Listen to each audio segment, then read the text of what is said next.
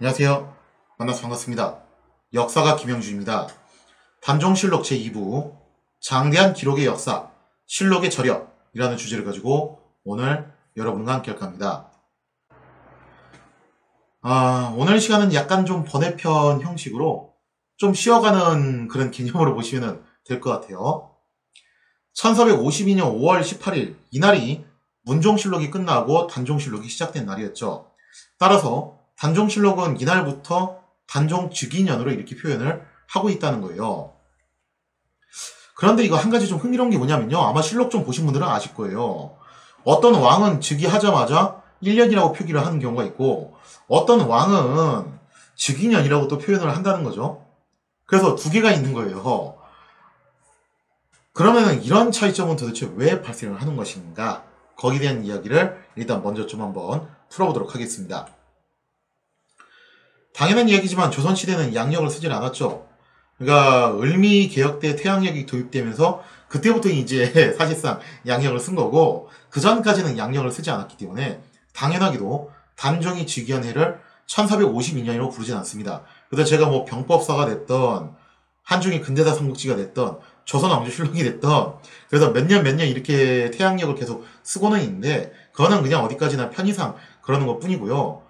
사실 뭐 시험에 나오는 그런 문제들도 편의상 그냥 그렇게 연도를 태양력을 차용해서 쓰는 거지 당대는 당연히 이렇게 부르질 않았죠. 그거는. 자, 그래서 이제 우리가 편의상 그렇게 부를 뿐이지 실제로는 이제 어떻게 표현을 했냐라고 하면요. 단종 몇 년, 그리고 이제 그 간지를 이용해가지고 뭐 을미일이다, 갑진일이다 이런 식으로 또 이제 날짜를 갖다 표기를 했다라는 거죠. 자, 이렇게 조선인들의 연도 표기는 단순히 양적으로 연도를 계속 더하는 방식이 아닙니다. 각 왕들을 중심으로 시기를 구획하는 그런 방식을 사용을 했다는 거죠. 그러니까 아무래도 왕조 국가다 보니까 한 왕이 돌아가시면은 하나의 시대가 끝났다라고 그렇게 생각을 하는 것 같아요. 실록은 고려시대에도 편찬을 하기는 했지만 안타깝게도 고려시대 께 현존하는 게 없어요. 그래서 사실 고려시대 실록이 구체적으로 어떻게 편찬되었는가를 알 수 있는 방법이 좀 많이 부족하죠. 몇 가지 자료들을 이제 조합해가지고 아마 이런 식으로 편찬했을 것이다라고 유출할 뿐이고 따라서 현존하는 실록은 결국에는 이제 조선왕조 실록이 가장 퍼펙트하게 남아있다라고 볼 수가 있는 건데요. 조선의 경우에는 국왕이 승하를 하면은 바로 그 직후에 선대왕이 실록을 편찬한 것이 원칙이었다는 거예요. 국왕에 대한 장례식은 3년상에 행해지게 되는데요. 문제는 새로 즉위한 국왕이 3년 동안 진짜 마냥 상주로 남아있을 수가 있냐? 그렇게 되면 국정 운영을 어떻게 하냐 이거죠. 3년이라는 시간이 요즘도 긴 시간이지만 이 시대 사람들 수명을 생각해보면은 이게 너무 엄청난 기간이잖아요. 그죠? 그것도 다른 사람도 아니고 일국의 왕이 저렇게 3년을 날려먹어도 되는 거냐? 자, 그래서 당연하게도 3년을 진짜로 다 하는 건 아니고 졸곡을 기점으로 상복을 벗고 국정에 임하게 된다는 거죠. 그래서 졸곡이라는 것 자체가 곡을 멈추고서 상복을 벗고 국정에 임한다는 뜻이고 대략 한 3개월 정도가 지났을 무렵이 바로 이 졸곡 시점이라고 볼 수가 있겠습니다. 자, 그리고 이 졸곡을 기점으로 실록이 드디어 편찬이 된다라고 볼 수가 있겠습니다. 그런데 흥미로운 것은 새로운 국왕이 즉위했다고 해가지고 바로 실록에 원년, 즉 1년이라고 표기하는 건 아니에요. 새로 이제 딱 국왕이 즉위를 했어요. 근데 바로 거기서 그냥 뭐 단종 1년 이렇게 표기하는 게 아니라는 거죠. 왜냐면요. 이 부분이 좀 이제 애매해지거든요. 새로운 국왕의 즉위 연도는 보통 선왕의 마지막 해라는 거예요. 이게 사실은 알고 보면 겹치잖아요. 깔끔하게 선왕이 12월 맨 마지막 날에 돌아가셨으면은 이거 깔끔하게 시작을 하는 건데 그게 아니니까. 그래서 나름대로 선왕에 대한 존중과 예의가 필요로 했고 그러다 보니까 실록에서는 새로운 국왕이 즉위한 해를 원년이 아니라 즉위년이라고 표현을 하게 됐다는 거죠. 그래서 이런 차이가 이제 생기게 되는 거예요. 원년이라고 바로 이제 1년 이게 야박하게 들어가는 게 아니라 즉위년이라고 표현을 하게 되고 그 다음 해부터 1년이라고 표현을 해서 순차대로 간다라고 볼 수가 있겠죠. 한 가지 예를 들자면은 세종의 제2 마지막 해가 1450년이었어요. 근데 2월 달에 돌아가신 건데 그래서 이때를 갖다가 세종 32년이라고 표현을 합니다. 당연하게도 이때 1450년이라는 표현은 없었고 세종 32년이라고 표기를 하는데, 그리고 이제 문종이 즉위를 하죠. 문종이 즉위한 이후부터 1450년이 끝날 때까지는 문종 원년이라고 하지를 않고 즉위년이라고 표현을 하는 거예요.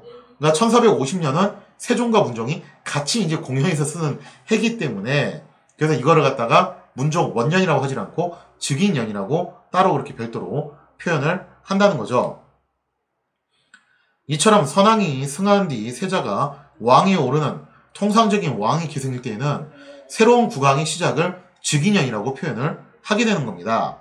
이게 이제 일반적인 케이스라고 볼 수가 있는데요. 자, 근데 여기서 이제 문제가 있죠. 이런 일반적인 왕위 계승이 아니라 선왕이 폐위가 됐던지 아니면은 양위를 했던지 하면은 다음번 왕에게 이렇게 물려주거나 혹은 쫓겨나가지고 한 경우에는 어떤 식으로 표기를 하냐 이거죠. 이럴 경우에도 즉위년으로 표현을 하는 거냐. 좀 그런 이제 고민이 생길 수가 있는데요. 가령 예를 들자면은 태종의 경우 살아있는 상태에서 이제 세종한테 양위를 했잖아요. 본인이 이제 상황으로 물러나가지고 군사권하고 인사권은 자기가 이제 거머쥐고 있고 나머지 이제 잡무를 세종한테 넘겨주면서 일종의 이것도 이제 제왕 수업이었죠. 자, 그렇게 해서 양위를 했는데 그럼 이렇게 양위를 한 경우에는 어떻게 하는 것이냐 했을 때 양위를 한 경우에는 그냥 통상적인 방식을 사용을 합니다. 즉 태종의 제2 마지막 해인 1418년을 태종실록에서는 태종 18년이라고 표기를 하고 세종실록에서는 세종 즉위년이라고 표기를 하는 거죠. 자, 이렇게 해서 양위를 했을 경우에는 그냥 일반적인 방식으로 간다라고 볼 수가 있고요. 그런데 이제 선왕이 폐위가 된 경우에는 이야기가 좀 다르게 되죠. 단종처럼 사실 뭐 단종 같은 경우는 좀 애매한 케이스긴 해요. 처음에는 양위를 했다가 종국에는 이제 폐위가 된 케이스거든요. 그래서 아무튼 간에 종국에는 폐위가 되기는 한 건데 그래서 세조가 즉위한 해를 세조실록에서는 즉위년이라고 표현을 하지는 않고 바로 원년이라고 표현을 하게 됩니다. 이거는 단종으로 쫓겨났던 왕들의 사례도 마찬가지로 간다라고 볼 수가 있겠습니다. 자, 이거는 왜 이런 거냐라고 하면요. 폐위된 국왕의 역사를 사실 실록이 아니라 일기로 강등을 시키잖아요. 그래서 전 시간에서 설명드렸다시피 원래 단종실록이 아니라 노산군 일기였죠. 이게 숙종 때 가서 복권이 된 거예요. 노산군 일기, 그 다음에 연산군 일기, 광해군 일기, 폐위된 왕이 총 3명인데 이 3명은 일기라고 이렇게 불리게 된다는 겁니다. 물론 이제 노산군 같은 경우는 나중에 단종으로 이제 보기가 되면서 단종실록이라고 어쨌든 뭐 이제 이름은 그렇게 바뀌긴 하죠. 안에 알맹이 보면 여전히 노산군 일기라고 써있긴 하지만요.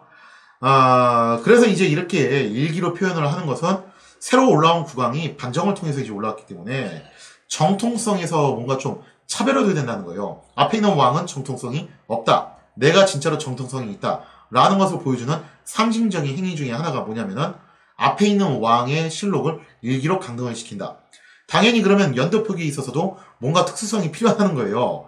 양위가 아니라 이건 반정을 통해서 올라왔기 때문에 뭔가 정통성을 이제 후대 왕이 더 받아야 되는 거고, 그래서 앞에 있는 왕의 정통성을 깎아내리기 위해서 애초에 이제 즉위년이라고 표현하는 게 나름 좀 이제 예의였는데 그걸 싹 다 건너뛰고 바로 그냥 원년으로 표기를 하게 된다는 거죠. 자, 이렇게 단종실록의 일면을 바라보면은 지난 시간에 설명드린 것처럼 뭔가 좀 석연찮은 기록이 있는 것도 맞고, 그리고 또 이제 이게 양위를 받아가지고 넘어간 건데 나중에 결국에는 폐위됐다는 것 때문에 세조 같은 경우는 그냥 바로 실록에서 원년으로 시작을 한단 말이에요. 그래서 이런 걸 놓고 보면은 우리가 이런 의구심을 가질 수가 있죠. 저 실록이라는 것이 제대로 된 객관성을 유지하는 서류가 맞냐? 즉, 그 시대의 정치 세력의 의도가 반영될 수밖에 없는 그런 사료가 아니냐? 라는 그런 의구심을 가질 수밖에 없다는 거죠. 따지고 보면은 단종실록의 주된 내용은 사실 단종에 대한 이야기라기보다는 세조가 왜 그렇게 이제 정변을 일으켰고 또 왜 세조가 천명을 받아서 즉위할 수밖에 없었는가. 하여튼 그 내용을, 그 정당성을 설파하는데 굉장히 많은 지면을 할애를 하고 있다는 거예요.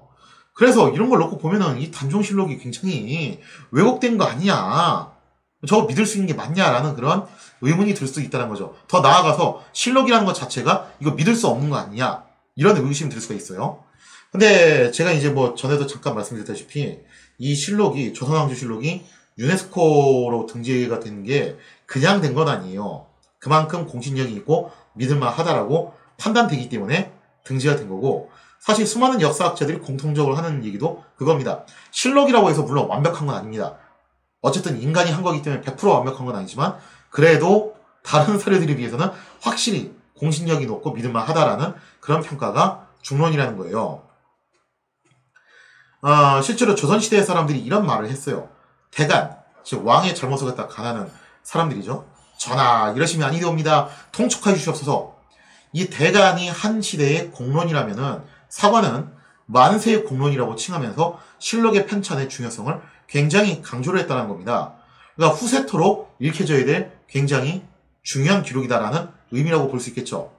자, 근데 여기서 말하는 만세, 즉 후세 사람이 누구를 말하는 거냐면요. 되게 흥미롭게도 단순히 조선시대의 사람을 말하는 게 아니라 예를 들자면 뭐 이제 세종 때 이런 말을 했다면은 문종, 단종 시대 사람을 가리켜서 한 게 아니라 사실은 이런 뜻이었어요. 조선이란 나라가 혹이라도 망한다면은 그 뒷세대, 사실상 오늘날 대한민국을 얘기하는 거죠. 그 뒷세대 사람들이 이것을 반드시 봐야 된다. 그래서 이 뒷세대 사람들을 지칭한 말이었다는 거죠. 이게 왕조국가에서는 이런 말을 한다는 게 사실은 쉬운 게 아니거든요. 아니 왕조국가에서 감히 조선 왕조가 망한 다음에 이야기를 갖다가 거론을 한다. 공공연하게. 그렇게 격언을 만든다. 쉬운 일이 아니죠. 심지어 요즘 같은 민주공화정 시대에도 대한민국이 망한 다음에 이야기를 거론한다면은 당연히 그 사람이 지탄을 받을 수밖에 없어요. 언론에서 이제 어마어마하게 이제 비중포화를 당하겠죠. 근데 하물며 이런 왕조국가에서 이런 말을 한다는 게 어마어마하다는 이야기라는 거예요. 자, 그래서 이 말은 이제 바꿔서 얘기하면은 실록은 애초부터 조선이 망한 다음에 나야 공개될 수 있다라는 그런 개념으로 아주 철저한 비밀 보장을 최우선시했던 것이 바로 실록의 기본적인 원칙이라고 볼 수가 있겠습니다. 따라서 실록은 함부로 열람을 하거나 볼 수 있는 성질이 아니었어요. 특히 조선왕조실록의 경우에는 사관의 그런 개인적인 평가가 아주 적나라하게 적혀 있습니다. 왕에 대해서 이제 비판하거나 까는 말도 정말 스스럼 없이 다 써놓다는 거예요. 이게 특히 성종실록 이후부터 이런 성향이 굉장히 강해지거든요. 성종실록 이전에는 있기는 있었는데 사관의 논평이 아주 체계적이진 않았어요. 근데 성종실록 이후부터는 이게 상당히 체계적으로 쓰여지게 됩니다. 그에 비해서 명실록이나 청실록에는 이러한 사론이 존재하지 않는다는 거죠. 그 차이가 뭐냐 하면은 결국 이거예요. 조선왕조실록은 함부로 볼 수가 없기 때문에. 그러니까 거기다 뭐라고 욕하는 말을 써놔도 일단 안심이라 이거죠. 근데 명실록이나 청실록 같은 경우는 괜히 여기서 이제 욕하는 말을 썼다가 나중에 험한 꼴 당하기 십상이니까 그러한 사론이 존재를 안 한다는 거예요. 물론 이 같은 활발한 사관의 평가는 조선왕조실록이 국왕뿐만 아니라 사관을 제외하고서는 이거 함부로 볼 수가 없기 때문에 가능한 일이었습니다. 아주 철저한 비밀 보장이 돼 있는 그런 거였다는 거죠. 자, 이렇게 조선왕조실록은 편찬 과정에서의 비밀 보장을 확실하게 해줬기 때문에 사관들이 보다 객관적으로 안심하고서 이렇게 누구 까고 욕하는 글들을 갖다가 쓰는 것이 가능했다는 거예요. 그래서 직서의 그 비결이 바로 이 철저한 비밀 보장에 있었다는 거죠. 그래서 제가 이런 질문을 받은 적이 있어요. 아니 이렇게 철저하게 비밀 보장이 돼 있으면은 저거 도대체 왜 쓰는 거냐. 정말로 조선이 망한 다음에 그 진짜 만세 후에 사람들을 위해서 써주는 거냐 저게 정말로. 그래서 그런 거냐. 물론 그게 1차적인 이유긴 한데 사실 그거 말고도 또 이런 건 있죠. 예를 들어서 뭐 어떤 정책을 실시를 한다라고 하면은 당연히 이 실록의 내용을 상고를 해요. 물론 왕이 직접 볼 수는 없어요. 왕이 직접 볼 수는 없고 이제 신하들한테 어명을 내려요. 예를 들자면 뭐 지금처럼 코로나 팬데믹이 막 이렇게 퍼지고 있다. 옛날에 보니까 세종 때도 이런 일이 있었네. 야 그러면은 세종실록을 한번 찾아가지고 그때 어떤 식으로 대처했는지 상고해서 갖고 와서 보고해라. 그러면은 이 실록을 담당하는 신하들이 가가지고 보고서 내용을 갖다 좀 이제 대략 요약을 해서 발췌를 해서 가지고 와서 왕한테 이제 보고를 하는 그런 방식으로 간다는 거죠. 그래서 국정 운영에 있어서 참고 자료로도 분명히 쓰이기는 합니다. 하지만 이게 그냥 단순히 궁금하다고 심심하다고 마치 네이버 지식인 백과사전 두들기듯이 가서 막 함부로 볼 수 있는 성질은 아니었다라는 거예요. 자, 그래서 이렇게 철저하게 비밀 보장을 해줬다는 것이 실록이 그런 어마어마한 저력을 가질 수 있는 이유 중 하나였고요. 물론 실록을 편찬하는 과정에서 이게 좀 이제 문제점이 한번 노출이 돼요. 편찬할 때 꽤 여러 사람들이 동참을 하거든요. 그래서 이 과정에서 다소 좀 민감한 내용이 유출돼가지고 정치적으로 어마어마한 풍파를 일으키는 경우도 있었다는 거죠. 한국사 공부를 열심히 하시는 분들은 아마 알고 계시는 사건이 있을 겁니다. 바로 연산군 때 있었던 무오사화가 이거였죠. 그때 이제 실록 편찬을 담당했던 이국돈이 내용이 일부러 유출을 시켜버렸잖아요. 그래서 이제 이게 문제가 되기도 했었는데, 하여튼 이 사건을 겪고 난 다음에는 조선에서도 이걸 각별히 신경을 써가지고 이 이후로는 만약에 실록을 편찬하는 과정에서 내용을 혹시라도 유출을 했을 경우에 진짜 어마어마하게 막중한 처벌을 가하게끔 처벌 강도를 굉장히 높이게 됩니다. 그래서 그 이후로는 함부로 이렇게 실록의 내용을 누설하는 일이 없어지게 됐다는 거예요. 아무튼 이런 강도 높은 비밀 엄수 끝에 실록이 완성이 되면은 이를 봉안하는 봉안식이 열리게 됩니다. 그래서 실록청에서 이제 출발을 하게 되죠. 실록청에서 출발을 해가지고 실록을 가마에 실어가지고 도성 시가지를 이제 행진을 하는 거예요. 그러면서 이제 호위병들이 이 실록을 호위를 하고 실록청 관원들이 따라가면서 의전을 하는 거죠. 상당히 뻑적지근한 행사였어요. 자, 이렇게 해서 시가 행진을 하고 난 다음에 이 실록이 어디로 들어가냐? 이 실록은요, 곧바로 춘추관과 외사고에 봉안이 됩니다. 지금은 이제 서울대학교 규장각에 조선왕조실록 서고가 여기 있죠. 근데 아무튼 이렇게 해서 춘추관과 외사고에 봉안이 되는데 흥미로운 것은요, 실록이 완성됐습니다. 전학해서 한번 보시지요. 이게 없어요. 그러니까 분명히 이 봉안식을 국왕이 주재하는 게 맞기는 한데 국왕은 어디까지나 그냥 궁에 머물러 있는 거고 뭐 경복궁 근정전이나 혹은 창덕궁 인정전에 머물러 있는 거죠. 거기에만 머물러 있는 거고 이 행렬이 봉안식이라는 이 실록을 싣고 가는 행렬이 경복궁 근정전이나 창덕궁 인정전에는 들르질 않는다는 거예요. 그러니까 국왕이 볼 기회가 일처럼 없어요. 아예 국왕이 머무는 곳을 들르질 않고 바로 그냥 춘추관으로 가버린다는 거예요. 자, 이게 뭘 의미하는 거냐면은 국왕들 스스로가 실록의 비밀을 철저히 보장을 해야 된다는 논리를 받아들이는 의식적인 행위인 겁니다. 그러니까 도성 사람들이 지켜보는 앞에서 이런 행동을 하는 거예요. 나 정말 저거 궁금하고 보고 싶긴 한데 난 그래도 참을래. 이게 원칙이고 이게 관례라면은 나는 이거 지키겠다. 자, 봐라. 실록이 완성되는 날 온 도성 사람들이 구경원 앞에서 실록을 실은 가마가 저렇게 행렬이 도는데 내한테는 안 오지 않냐. 나는 이렇게 절대로 실록을 거들떠 보지도 않을 것이다. 라는 것을 대외적으로 보여주는 거죠. 그래서 국왕 스스로가 실록에 대해서 관망자가 돼가지고 전통과 관례를 그냥 바라보기만 함으로써 저만큼 실록이라는 것이 비밀이 보장된다는 것을 만천하에 공인하는 그런 행동이라고 볼 수가 있어요. 이처럼 일국의 수장이 관례를 준수하는 것을 보여줌으로써 사람들은 실록의 신뢰성을 실감할 수가 있게 됩니다. 그리고 이것이 바로 실록의 막강한 저력을 보여주는 원동력이 된다고 볼 수가 있겠죠. 이렇게까지 국왕이 신경 써서 행동을 하니까 사관들도 안심하고 마음 놓고 까는 거예요. 그래서 명실록, 청실록에는 없는 사관의 논평이 조선왕조실록에는 굉장히 풍부하게 탑재가 돼 있다는 거죠.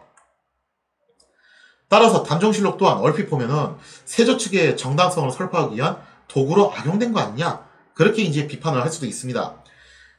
근데 그 내용을 면밀하게 뜯어보면은 꼭 그렇지만도 않다라는 거죠. 이 얘기는 지난 시간에 한번 해드렸죠. 사관들이 재치있게 숨겨놓은 각종 사료들, 그리고 내용을 읽다 보면 뭔가 좀 상충되는 내용들이 있어요. 앞뒤가 안 맞는 것들이 있거든요. 일부러 그렇게 쓴 거예요. 앞뒤가 안 맞게끔. 그래서 실록의 최대 장점이 뭐냐면은 100% 거짓말을 안 해요. 실록은. 여러 가지 다양한 사실들을 갖다가 쫙 나열을 해놓는 겁니다. 쫙 나열을 해놓고 나는 할 수 있는 게 이게 다다. 내가 지금 상황이 좀 거시기 해서 정확하게 뭐가 사실이라고 너네한테 만세 사람들한테 적나라하게 말은 못하지만 만세 후에 사람들이 한번 보고서 알아서 판단을 해봐라. 그래서 판단의 근거 자료를 갖다가 남겨준다라는 거예요. 예를 들자면 이런 거죠. 뭐 이제 김종서가 각종 부정과 전행을 저질렀다는 사료도 남겨놓는 한편 다른 한쪽에는 뭔가 그건 좀 아닌 것 같은데 라는 뉘앙스의 사료도 흘려놓는 거예요. 틈틈이. 그러면 이제 우리가 이런 것들을 갖다 합리적으로 의심을 해가지고 분석을 해본다면은 보다 정확한 진실에 접근을 할 수가 있게 된다는 거죠. 그래서 이제 결론적으로 요는 뭐냐면은 단종실록, 의심스러운 구절들이 꽤 있는 것도 사실이고 뭔가 좀 이제 불순한 의도로 쓰여진 부분이 있는 것도 사실이지만 역시 실록의 저력이 그냥 괜히 나오는 게 아니기 때문에 단종실록도 우리가 신중하게 잘 접근을 해가지고 하나하나 분석을 해보면은 그 실체를 충분히 파악을 할 수가 있다라는 거죠.